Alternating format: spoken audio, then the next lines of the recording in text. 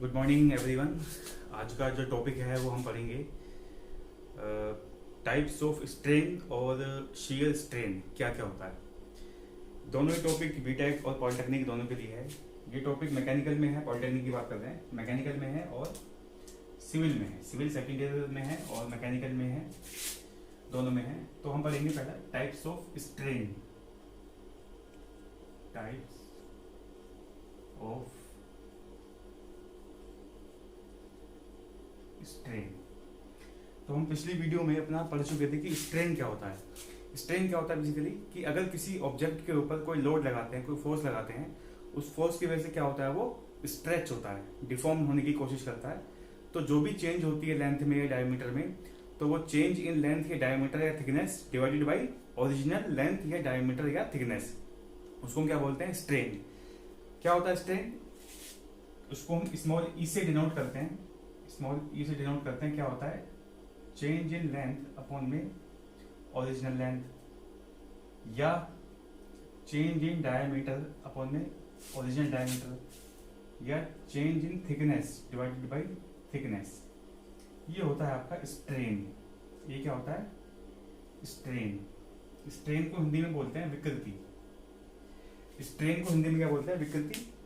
जहां पर आपका जो एल है वो लेंथ है, डी डायमीटर है, टी क्या है, थिकनेस है। ठीक है, चलो इसी में मैं एक और चीज बता देता हूँ। जब ये लिख दिया मैंने, बेसिकली जो डेल्टा एल ओवर एल है, डेल्टा एल अपॉन एल है, इसको हम बोल देते हैं, ये वाली जो टर्म है इसको हम बोलते हैं longitudinal strain. L O N G I T U D I N A, longitudinal strain, यानी कि अनुदैर्ध्य विकृति। और जो ये है डेल्टा डी ओवर डी, इसको हम बोल देते हैं lateral, L A T E R A, lateral strain. ठीक है, इसको हम बोलते हैं लेटरल स्ट्रेन या फिर पार्श्व विकृति। और इन दोनों का जो रेशियो है ये भी बता देता हूं, हालांकि टॉपिक के अंदर नहीं है, बता देता हूं। इन दोनों का जो रेशियो है वो होता है आपका पॉइजन रेशियो। पॉइजन रेशियो को हम म्यू से डिनोट करते हैं, या फिर 1/m से भी किसी किसी बुक में डिनोट किया हुआ होता है। वो क्या होता है, lateral strain divided by longitudinal strain. ये होता है आपका पॉइजन रेशियो। इसकी जो वैल्यू होती है वो किस किस के बीच में लाई करती है, वो लाई करती है आपकी 1/4 to 1/3 के बीच में इसकी वैल्यू बेसिकली लाई करती है। ठीक है, तो ये हमने पॉइजन रेशियो भी पढ़ लिया है क्या होता है, हालांकि ये टॉपिक में नहीं है। हमारा जो मेन टॉपिक है वो है कि स्ट्रेन कितने टाइप्स के होते हैं और शियर स्ट्रेन क्या होता है, वो देख लेते हैं हम लोग। ठीक है, इसको मैं रफ कर देता हूं।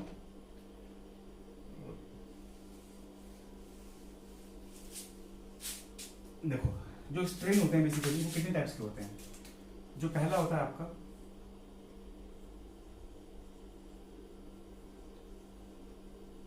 लॉन्गिट्यूडिनल स्ट्रेन, दूसरा होता है आपका लेटरल स्ट्रेन, जो तीसरा होता है वो होता है आपका शियर स्ट्रेन, जो फोर्थ होता है वो होता है आपका वॉल्यूम स्ट्रेन या वॉल्यूमेट्रिक स्ट्रेन। ये चार तरीके के स्ट्रेन हमारे होते हैं। जो बहुत इंपॉर्टेंट है वो आपका क्या है, शियर स्ट्रेन। ये वाला जो है ये बहुत पूछा जाता है एग्जाम में, जो प्रतियोगी परीक्षाएं होती हैं, कंपटीशन होता है, उसमें भी पूछा जाता है, और जो आपके इंटरनल या एक्सटर्नल एग्जाम होते हैं उसमें भी पूछा जाता है। इंपॉर्टेंट तो चारों हैं, लेकिन उन चारों में भी ये ज्यादा इंपॉर्टेंट है। चलिए हम सबसे पहले नंबर 1 कलम वाइज पढ़ते हैं। सबसे पहले आता है लॉन्गिट्यूडिनल स्ट्रेन। लॉन्गिट्यूडिनल स्ट्रेन क्या होता है, देखिए, अगर ये मान लीजिए कि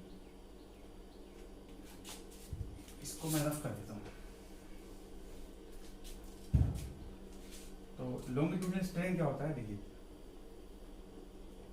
हमने मान लिया कि हमारे पास कोई ऑब्जेक्ट है, कोई वस्तु है जिसपे कोई लोड लगा हुआ है W।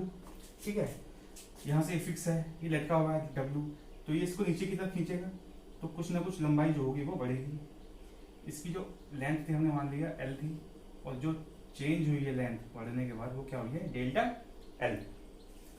तो जो लॉन्गिट्यूडिनल स्ट्रेन होगा यानी कि जो अनुदैर्ध्य विकृति होगी वो क्या होगी, वो होगी आपकी E इज इक्वल टू की चेंज इन लेंथ, जितनी चेंज हुई है लेंथ में, डिवाइडेड बाई जो ओरिजिनल लेंथ थी, क्या होगी आपकी ये लॉन्गिट्यूडिनल स्ट्रेन। यानी कि जो इसको हम क्या बोलते हैं, इसको हम बोलते हैं लंबाई में कितनी विकृति हुई।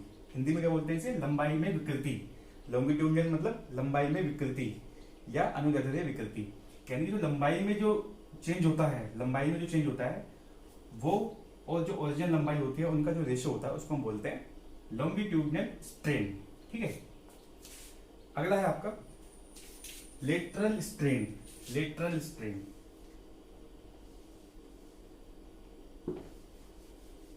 लेटरल स्ट्रेन अगला क्या है आपका, लेटरल LATER। लेटरल स्ट्रेन क्या होता है, देखो लेटरल को बोलते हैं पार्श्व विकृति। किसमें होती है, बेसिकली डायमीटर में होती है।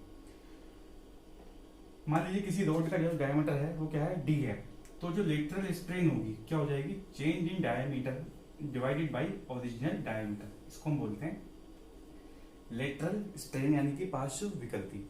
किसी वस्तु के जो व्यास में जो चेंज होता है और जो उसका ओरिजिनल व्यास होता है, ओरिजिनल डाया होता है, उन दोनों का जो रेशियो होता है उसको हम बोलते हैं लेटरल स्ट्रेन। ठीक है। अगला क्या आपका इसके बाद आता है वॉल्यूम स्ट्रेन, वॉल्यूमेट्रिक स्ट्रेन। देखिए जो थर्ड है आपका, हालांकि ये फोर्थ है लेकिन मैं इसको फोर्थ वाले को पहले लिख देता हूं। ये आपका वॉल्यूम स्ट्रेन,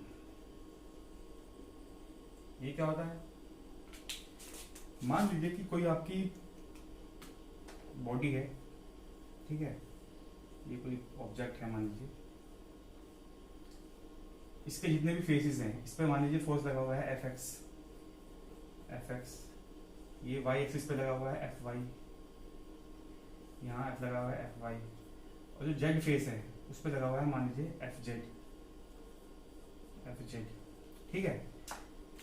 तो क्या होता है कि इस तरीके की जो वस्तु होती है उसमें हम जब कोई लोड लगाते हैं तो लोड लगाने पे क्या होता है, जो उसके वॉल्यूम में जो चेंज होता है वो डिवाइडेड बाई जो उसका ओरिजिनल वॉल्यूम होता है वो, उनका रेशियो क्या कहलाया जाता है, वॉल्यूमेट्रिक स्ट्रेन।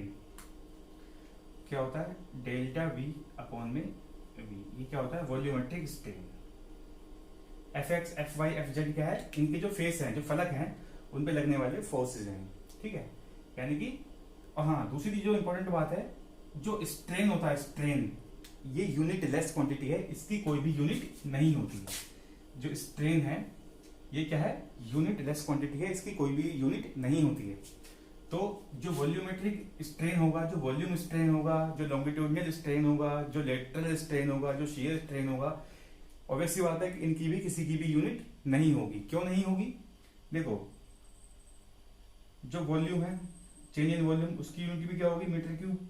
जो ये वाला वॉल्यूम है इसकी यूनिट भी क्या होगी, मीटर क्यूब। तो मीटर क्यूब से मीटर क्यूब कैंसिल हो जाएगा, तो यानी कि यूनिट लेस क्वांटिटी है ये।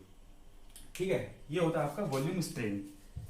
इसके बाद आता है आपका शियर स्ट्रेन। शियर स्ट्रेन क्या होता है, देखो जो शियर स्ट्रेन हम लोग पढ़ते हैं इसमें बेसिकली क्या होता है, नाम से ही पता लग रहा है, शियर। इसमें जो फोर्स इंक्लूड करेंगे, जो फोर्स लगेगा वो क्या होगा, या तो टेंजेंशियल फोर्स लगाएंगे या फिर शियर फोर्स लगाएंगे। यानी कि शियर फोर्स की वजह से या टेंजेंशियल फोर्स की वजह से जो स्ट्रेन पैदा होता है उसको हम बोलते हैं शियर स्ट्रेन।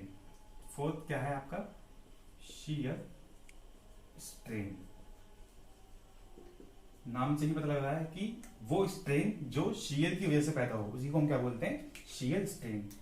देखिए मान लीजिए कोई ये फिक्स कर दिया है मैंने नीचे ग्राउंड को, उस पर कोई बॉडी रखी है इस तरह की, ठीक है, ये कोई बॉडी रखी है, तो क्या हुआ, इसका जो ये फेस है इसको मैंने पॉइंट बोल दिया ए, ये बी, ये सी और ये डी।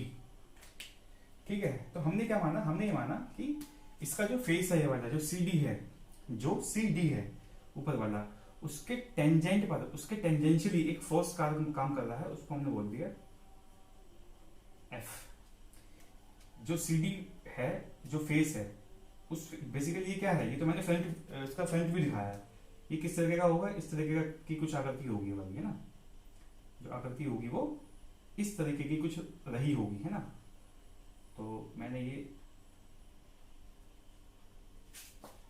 ठीक है ना, इस तरीके की आकृति रही होगी। तो जो ये वाला फेस है, इस फेस पर टेंजेंशियल ये वाला फोर्स काम कर रहा है एफ। नीचे से फिक्स है ये, तो क्या होगा, एक अपोजिट डायरेक्शन में लेकिन सेम मैग्नीट्यूड का एक और फोर्स काम कर रहा होगा, ये वाला एफ, जो कि इसको बैलेंस कर रहा होगा। ठीक है, इसको मैं रफ कर देता हूं ऊपर वाला।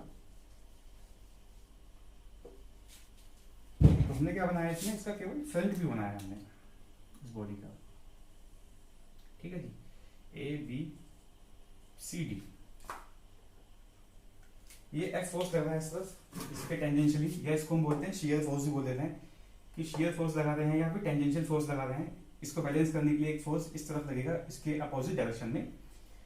तो क्या होगा, देखो पहली कंडीशन क्या है इसके लिए, कि जो बॉडी का मटेरियल है वो क्या होना चाहिए, इलास्टिक मटेरियल होना चाहिए। इलास्टिक मटेरियल होना चाहिए, यानी कि इलास्टिसिटी का जो नियम है वो उस पर फॉलो करना चाहिए। यानी कि इलास्टिसिटी क्या होती है, कि किसी वस्तु पर हम बल लगाते हैं, फोर्स लगाते हैं, तो क्या होता है, उस बल को या उस फोर्स को हटा देने पर क्या होता है कि वो वस्तु वापस अपनी ओरिजिनल पोजीशन में वापस आ जाती है। तो ये भी कुछ इसी तरीके की बॉडी है। हमने इस पर फोर्स लगाया, फोर्स लगाने के बाद क्या होगा, नीचे से तो फिक्स है, तो नीचे वाला हिस्सा तो हिलेगा नहीं, लेकिन जो ऊपर वाला हिस्सा है वो क्या होगा, ये थोड़ा सा डिफ्लेक्ट हो जाएगा इस तरीके से।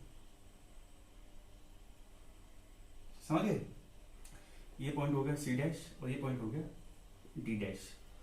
ये डिफ्लेक्ट हो गया थोड़ा सा, क्योंकि ऊपर से फोर्स लगा रहे हैं टेंजेंशियली, तो ये डिफ्लेक्ट हो गया। कितने एंगल से डिफ्लेक्ट हुआ, हमने मान लीजिए कि ये वाला एंगल क्या है, फाइव, कि फाइव एंगल से डिफ्लेक्ट हो गया भाई ये। ठीक है, तो क्या होगा, शियर स्ट्रेन क्या होगा, शियर स्ट्रेन को हम डिनोट करते हैं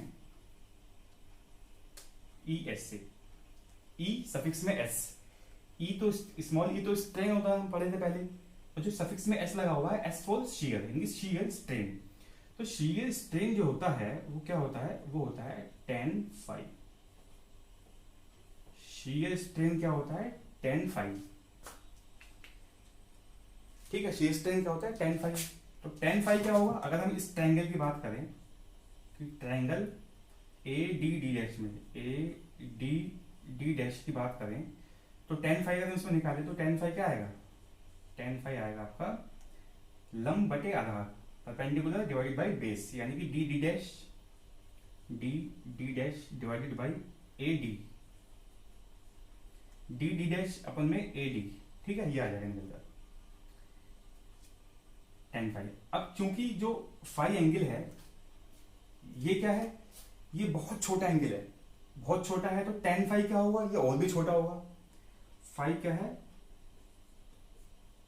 टू स्मॉल, तो tan फाइव क्या हो जाएगा, tan फाइव को हम फाइव ही लिख सकते हैं। जब फाइव बहुत छोटा है तो tan फाइव क्या हो गया, फाइव हो गया। तो यहां पर हम इसको इज इक्वल टू फाइव भी लिख सकते हैं। ठीक है, तो यहां से जो ES निकल के आया वो क्या है, इसको हम यहां करके लिख देते हैं कि ES जो होगा वो क्या होगा, आपका फाइव ही होगा। ES क्या होगा, उसको हम फाइव ही लिख सकते हैं। ठीक है, तो ये होता है आपका शियर स्ट्रेन। शियर स्ट्रेन, तो शियर स्ट्रेन क्या होता है, ये मैंने आपको बता दिया क्या होता है। दूसरा, अगर हम हुक्स लॉ की बात करते हैं, तो हुक्स लॉ क्या कहता है कि प्रतिबल विकृति के समानुपाती होती है। Stress is directly proportional to strain.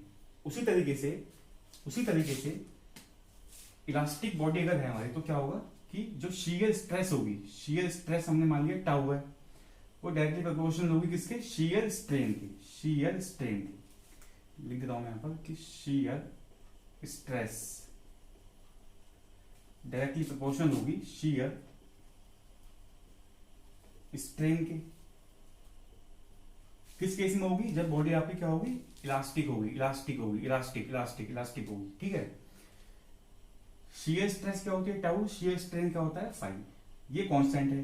देखिए जब हम इस कांस्टेंट को हटाएंगे, जब इस समानुपाती का चिन्ह जो है, प्रोपोर्शनल का जो चिन्ह आने वाला, इसको जब हम हटाएंगे तो क्या आएगा, एक नया कांस्टेंट आएगा, उसको हमने नाम दिया है कैपिटल जी। कैपिटल जी, तो जी की वैल्यू क्या होगी, टाउ डिवाइडेड बाई फाइव। ये एक नया फॉर्मूला निकल के आ गया।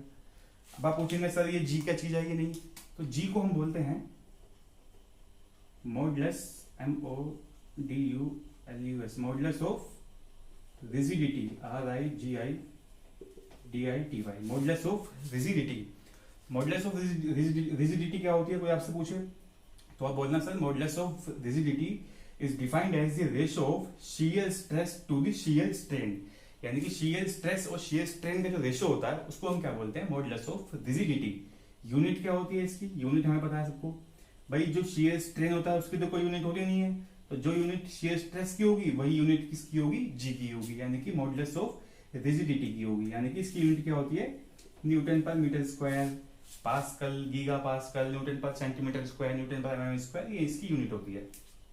ठीक है, तो हमने क्या क्या क्या पढ़ लिया, हमने टाइप्स ऑफ स्ट्रेन पढ़ लिया है, हमने शियर स्ट्रेन पढ़ लिया है, और हमने इसी के साथ साथ जो मॉडुलस ऑफ रिजिडिटी है वो भी हमने पढ़ लिया है। तो अब हमें इसमें कोई डाउट नहीं होना चाहिए। ठीक है, तो ये आज का हमारा टॉपिक है, और किसी को कोई दिक्कत, कोई परेशानी हो तो कमेंट बॉक्स में मुझे कमेंट करके पूछ सकता है। कोई परेशानी आ रही है, कोई दिक्कत आ रही है तो मुझसे उसको पूछ के अपना जो डाउट है वो क्लियर कर सकता है। थैंक यू, मिलते हैं नेक्स्ट वीडियो में। Thank you.